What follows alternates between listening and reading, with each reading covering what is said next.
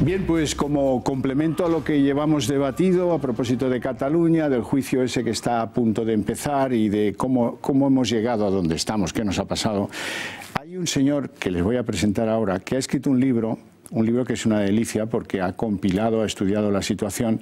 El libro se titula Cataluña, la construcción de un relato y él es don David Álvaro. Muy buenas noches. Buenas noches, Javier. Bueno, la construcción de un relato de la manera más desleal y menos inocente posible. Más bien es la construcción de una traición, ¿no? Totalmente. Lo escalofriante de toda esta historia es que está muy meditada, está muy pensada y hay una estrategia detrás que viene de muchos, muchos años. Bueno, sí, a Borrell le tenemos que agradecer que pinchara el globo del España nos roba, luego la verdad es que nos ha decepcionado a todos, pero, oye, pelillos a la mar. Es cierto que ese globo lo pinchó Borrell, hay que reconocerlo. Usted pincha otro, y es esta sensación de que nos victimizados, de que no invierten lo que se comprometen a invertir en Cataluña, y usted da cifras. Habla de 35.000 millones de inversión pública y le pone un plazo a esos 35.000 millones, que es la década 96-2016. O sea que se ha hecho usted las cuentas. Totalmente. Esto al final, para desmontar sus mentiras, hay que estudiar y analizar. Ellos suelen utilizar una técnica que es muy habitual en el mundo de la mentira política, que es utilizar datos que la gente no conoce. Entonces, cuando alguien dice un dato del que los demás desconocen, parece que le da veracidad. Pues estos datos los desmontan. Es la comunidad autónoma que más inversión pública ha tenido en las últimas décadas, con diferencia de largo sobre la segunda. Eso desmonta toda su articulación de que España es un Estado opresor. Bueno, invertir dinero en romper España es una canallada, se mire como se mire, pero dentro de las canalladas también hay grados. Invertir en espionaje, eso sí que ya es el colmo de los colmos, ¿no? Y ellos han invertido una cantidad de pasta demencial en torno a eso que se llama el Centro de Seguridad Informática, que en el fondo es practicar el espionaje, comprar información. Totalmente. Oficinillas de Mossos d'Esquadra que seguían a la gente, cometiendo delitos incluso, ¿no? Sí, hay que entender el afán planificador y colectivizador que tiene las mentes pensantes del proceso de independencia de Cataluña. Para eso es fundamental saber qué piensa, qué hace y por dónde se mueve lo que ellos consideran el enemigo. Que simple y llanamente el enemigo es todo aquel que no quiere la independencia de Cataluña. Ahí han destinado cifras, y lo cuento en el libro, cómo llegaron a negociar un proceso de compra de material de espionaje por 20 millones de euros. Y además, otro dato más curioso, este centro de investigación empieza, de origen dependía del Departamento de Empresa, de la Consejería de Empresa de la Generalitat, y cuando llega Puigdemont dice, no, esto de que esté en empresa, no, me lo mandáis a mí, a presidencia, y yo quiero ver qué se hace, y yo quiero decir a quién hay que seguir y qué conversaciones hay que escuchar. Y eso es delictivo, eso raya lo delictivo. Duplicidades de tarjetas, hackeos telefónicos, se han comprobado emails, se han hecho seguimientos a cargos políticos, todo tipo de tropelías y de atrocidades en materia de espionaje ilegal. Y luego hay otro componente que es la escuela, en la que se ha practicado durante muchísimos años no solo la estupidez de la inmersión llevada a lo talibán, sino además una técnica muy staliniana, que es oponer a los que están o son neutrales o están a favor de las ideas independentistas contra aquellos, pues por ejemplo el caso de la directora del centro que no quiso entregar las llaves del centro para la celebración de un referéndum que entendía ilegal y pedía, oiga, ordénemelo por escrito, ¿no? Y bueno, pues se deshicieron de ella, ¿no? Sí, ahí tenemos que ver que nada es casual en el imaginario colectivo del independentismo. Si yo te pregunto cuál es el gremio profesional con más grado de independentistas de todo Cataluña, ¿me sabrías decir cuál es? Funcionarios. Profesores, y especialmente profesores de la educación pública en Cataluña. Y no es casual, porque desde la época de Pujol ya tenían en mente que la educación era el instrumento para manipular las mentes de los jóvenes y crear una generación entera de jóvenes criados en el independentismo. Bueno, no sé si Pedro Sánchez lo sabe o no, pero está tratando con gente que tiene evidentes desequilibrios psiquiátricos. Totalmente. Esto que usted elegantemente define como etnofóbico es xenofóbico, y todos contra España. España es el origen de todos nuestros males. Hay una vida anterior en la que fuimos independientes. Viven en un matrix total del cual hay que hacer responsables a lo que yo llamaría los infotóxicos. Los medios de la Generalitat, que han jugado un papel crucial en Cataluña, TV3, Cataluña Radio, las productoras. Cuénteme, ¿qué escribe usted? ¿Qué saca a la luz de ese mundo? Sí, antes de eso te haría un matiz que es interesante pensar en la cuestión de las expectativas. Siempre los medios de comunicación, la educación, venden la expectativa de una Cataluña mejor en la independencia. No sabes materializarlo, no sabes qué te venden, pero es, sí, la Arcadia feliz, la ínsula barataria. En el tema de los medios de comunicación, bueno, vemos que tienen una televisión pública con muchos más empleados que los grandes medios de comunicación privados. Vemos una televisión pública donde se queman ejemplares de la Constitución, donde se invita a asesinos de bandas terroristas a dar charlas, donde vemos cómo se llama fascista a todo aquel que esté en contra del proceso de independencia, y todo eso con dinero público. Hay un documento muy curioso que se llamaba Programa 2000, que llevó a cabo CiU en el año 1990, donde ya decía que la finalidad última de los medios de comunicación públicos catalanes era crear una sensación de identidad diferenciadora sobre la nación española. La nación catalana era distinta a la nación española. TV3, el conglomerado Cataluña Radio TV3, 300 millones de euros año de presupuesto, 2.300 trabajadores, como decía Alfons Quintà, más marineros que el más grande de los portaaviones que circulaban entonces cuando lo decía por Europa, ¿no? Y luego los que se pretenden captar, porque luego hay dinero para convencer a La Vanguardia de lo bien que le va a ir siendo amable con el procés, ¿no? A La Vanguardia, al periódico, al PUN, a lo que usted quiera, ¿no? Empezando por el periódico construido por ellos, Ara en esta oportunidad, luego antes ha habido otros, ¿no? Y acabando con todos los medios que, bueno, pues si quieres reconversión tecnológica te la tengo que visar yo, si quieres hacer un ERE te lo tengo que visar yo, y como no seas de los del editorial conjunto lo llevas claro. Tal cual. Aquí hay más de 500 subvenciones a medios de comunicación en Cataluña, que no solo es TV3 y Catalunya Radio, es mucho más amplio. De hecho, si vemos que es lo primero que hizo el nuevo presidente de la Generalitat, Quim Torra, fue dar 20 millones de euros de subvención a TV3, porque está en quiebra, está hundida. Es una televisión que no interesa, que además es deficitaria y que es un ente mastodóntico que lo único que hace es chupar de la teta del Estado. Y está el papel no desdeñable de las productoras, los Mongolia de turno, que hacen programas en los que se escarnece y se ridiculiza a España, al rey, al presidente del gobierno, sea quien sea, a los ministros y a quien convenga, para que se disfrute y se regocije a ese personal que, bueno, pues algunos dirían que están medio taraos, pero que en el fondo cuando vienen a disfrutar de verdad es cuando se produce esa ofensa, cuando se viene a insultar escarnecidamente a lo que representa España. Sí, totalmente. Es muy curioso comprobar cómo una televisión con 2.300 empleados no es capaz de hacer producción propia. Todo lo externaliza, todo es producción ajena, que casualmente cuando uno analiza dónde va esa producción ve que es un chiringuito de amiguetes que se complementan del circuito independentista. El dinero que entra de TV3 acaba circulando en las mismas personas y las mismas entidades cuya única finalidad es hacer contenidos en contra de la visión de una España de las autonomías, de una España de progreso, y crear ese miedo de la opresión estatal. De ahí bebe el Terrat, de ahí bebe Roures, Buenafuente, sí, sí. ¿Y ese cuánto ha llegado usted a saber en un periodo de tiempo cuánto drenan las productoras? Pues es muy complicado porque...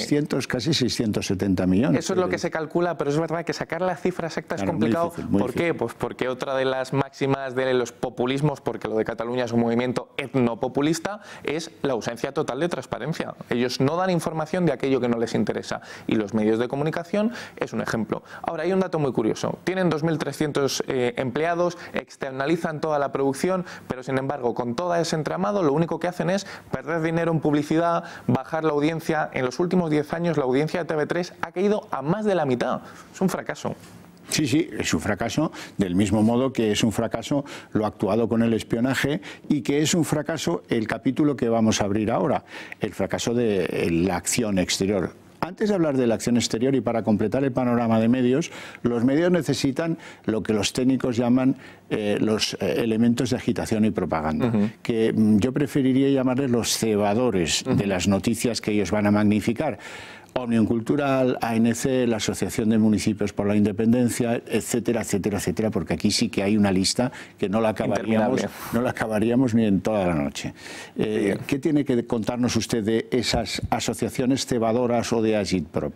Son una serie de asociaciones, como tú decías, infinitas, de las cuales es muy complicado saber hoy dónde empieza la Generalitat, el gobierno de Cataluña, y dónde terminan las asociaciones por la independencia de Cataluña, porque bajo un manto de asociaciones independientes lo que hay es asociaciones que defienden la independencia. Ahí está, súmate la Asociación de Municipios por la Independencia, de la cual Puigdemont fue el presidente, ANC, Òmnium, que todos generan... Forcadell, que tuvo un papel clave. Las listas electorales se hacen con los miembros de este tipo de entidades, son trampolines políticos, única y exclusivamente para su fin de agitación callejera. Sí, sí, ahí ponen los pueblos al baño María a insultar a unos o a otros, o a agredir o a colgar los con lazos. Una premisa escalofriante que ya decía Antonio Gramsci y Karl Marx, que era la de politizar sectores no politizados. Llegar donde el partido político no es capaz de llegar, ahí tiene que llegar la entidad o la asociación, ahí tiene que llegar ANC, ahí tiene que llegar Òmnium. Y casi lo consiguen, ¿eh? Estaban a esto de conseguir el monopensamiento, sí, sí. Y de arrollar con él a los que no lo practicasen. Lo que pasa es que llegó un buen día, que usted señala en su libro, que lo cambia todo, que es el momento del 1.000.000 de personas en las calles, del cual pues siempre tenemos que estarles todos los españoles agradecidos a los que se movilizaron ese día. Pero vamos a la acción exterior, a cómo ellos, yo creo que con una mente muy clara, con Romeva y algún otro industrial de la agitación, deciden amplificar en el exterior, porque va a llegar el momento clave en el que hay que internacionalizar el folclore. Aquí ha habido otro fracaso, porque nadie ha estudiado siquiera el reconocimiento de la República Catalana. Sí. A pesar de que han invertido una pasta en embajadas, que están algunas en el Rockefeller Center en Manhattan, otras en todas las capitales, no solo de Europa, sino de otros lugares, de todo el mundo. Y el Diplocat. Cuénteme sobre ese fracaso. Bueno, Diplocat es muy curioso porque nace en 2012. Nace en la época del máximo apogeo de Artur Mas y su enajenación mental del proceso independentista. Y el día que se anuncia la creación de Diplocat, el portavoz del gobierno, en aquel momento, Francesc Homs, lo que vino a decir literalmente en un acto público es que Diplocat nacía con la única intención de transmitir al exterior la nación catalana y el sometimiento y la opresión que vivía el Estado español. A partir de ahí lo que hacen es crear un tejido, una tela de araña que intenta conectar con todo el mundo por medio de, como tú decías, embajadas, que ya nos gustaría a ti, a mí o a cualquier telespectador tener una oficina o una casa como esas embajadas en los sitios más caros de Berlín, París, Londres, Nueva York, Buenos Aires, que muchas de ellas tuvieron que bajar la persiana casi un año después, como es el ejemplo de Argentina, porque no había forma humana de justificar lo que estaban haciendo allí. ¿Cómo sería su actividad para que el propio independentismo dijese, oiga, esto ya vamos a dejar de intentar hacer apostolado en Latinoamérica donde la gente nos mira como si estuviésemos locos? ¿Qué ha conseguido? Nada. ¿En eso se han gastado en torno a 50 millones de euros, más o menos? Sí, y más, sí, porque al final volvemos a lo de siempre, no hay transparencia, por lo tanto no se sabe. Sí se sabe quiénes están detrás, que es muy curioso, vemos cómo el hermano de Carlos Rovira era el embajador en Berlín, vemos cómo la hermana de Pep Guardiola está en Dinamarca, vemos cómo son los afines, los amiguitos, el chiringuito. Entre ellos se lo guisan, entre ellos se lo comen. Bueno, hay una vieja consideración del nacionalismo que despertó, lo dio a conocer el del Palau, Félix Millet, que decía, no, aquí mandamos 200. Y los 200 lo decidimos todo, ¿no? Esto forma parte casi intrínsecamente a la idea de la superioridad moral del nacionalista, ahora independentista, sobre el que no lo es. Bueno, yo quería que también comentásemos algunos otros elementos que han tenido que ver, no sé si son más o menos relevantes, pero que han tenido que ver en todo esto. Por ejemplo, los invitados especiales, el curring de turno, todos los que han ido trayendo, artistas del rock, gente que decía verdaderas cosas sin conocimiento y sin causa, pero que han invertido un dinero en que vinieran a decir, sí, yo lo veo con muy buenos ojos, esto que hacen ustedes y tal, y luego a cobrar, ¿no? Sí, yo además siempre suelo decir que si algo bueno tiene el independentismo bien entendido es que tenía una estrategia definida, tenía una estrategia estudiada. Sin embargo, cuando uno comprueba sus apoyos internacionales, el uso de figuras famosas y conocidas, ve que aquello debió de ser llevado a cabo por un poco más o menos que el último que llegó, porque el apoyo era Yoko Ono, Pamela Anderson. Claro, es gente que decía, bueno, si es que estás apoyando a Corea del Norte y a una Cataluña independiente, es que es un sinsentido, nadie va a apoyar tu causa. Entonces, cuando buscas apoyos internacionales, si los que tienes son estos, mejor que no te apoye nadie, porque te describes tú mismo. Y aquello es un fracaso que una vez más ha costado mucho dinero. Su libro describe la construcción de un relato, así es como usted lo titula. No sé si ahora los gastrónomos le llamarían la deconstrucción del relato, ¿no? Cómo vamos a analizar las partes para llegar al todo, ¿no? De todas maneras, en esa construcción o deconstrucción del relato hay elementos verdaderamente sorprendentes, en los que no entiende uno cómo España no ha actuado antes. Cómo España no ha puesto, pues por ejemplo, esas oficinas, si hay unos Mossos que espían a la gente, unas brigadillas que allí les llaman mortadelos, que por ejemplo a mí, que voy poco a Cataluña, pues he visto cosas sospechosas a mi alrededor, ¿no? Sí. ¿Qué pasa? Que os veo ya 3 veces en el día de hoy, ¿no? Bueno, pues nadie actúa y toda esa inacción, esa falta de exigencia con un guión democrático y serio, también ha tenido mucho que ver por inacción, ¿no? Con que prospere ese procés o ese guión de la República Catalana.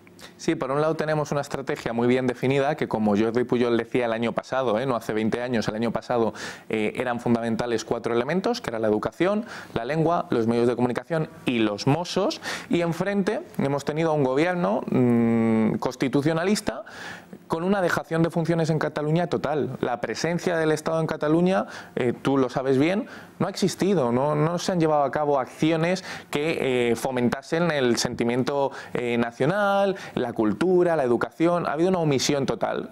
Frente a una omisión ha habido alguien que ha posicionado su paquetito independentista en los medios, en la educación, en todos los sitios. Por lo tanto, es un partido de fútbol que han ido ganando unos por incomparecencia de los otros. Bueno, mi última cuestión. Usted ha desmontado eso y le ha puesto cifras, con lo cual tiene más valor que el que alguien se hubiera aproximado sin cuantificarlo, ¿no? De todas maneras, yo tengo la sospecha, solo es una sospecha, de que no andan cortos de dinero, y de que tienen conexiones. Más allá de financiar que Puigdemont viva en una mansión en Waterloo, tienen conexiones y dinero dispuesto para en algún momento desafiar la legalidad española. Es bastante probable, porque si algo nos ha demostrado todo esto y el análisis histórico del movimiento independentista es que se maneja muy bien en determinados círculos financieros y que la ausencia total de transparencia nos lleva a sospechar. Yo sospecho siempre de los dirigentes políticos por la sana desconfianza al Estado, pero es que en este caso con mucho más motivo, porque hay indicios para ello. Y es evidente que hay muchos en el mundo que se frotan las manos ante una inestabilidad en España y en Europa, que sería pues un pronunciamiento que nos llevará a un conflicto con Cataluña, ¿verdad? Totalmente. Bueno, pues muy agradecido por su presencia en el programa.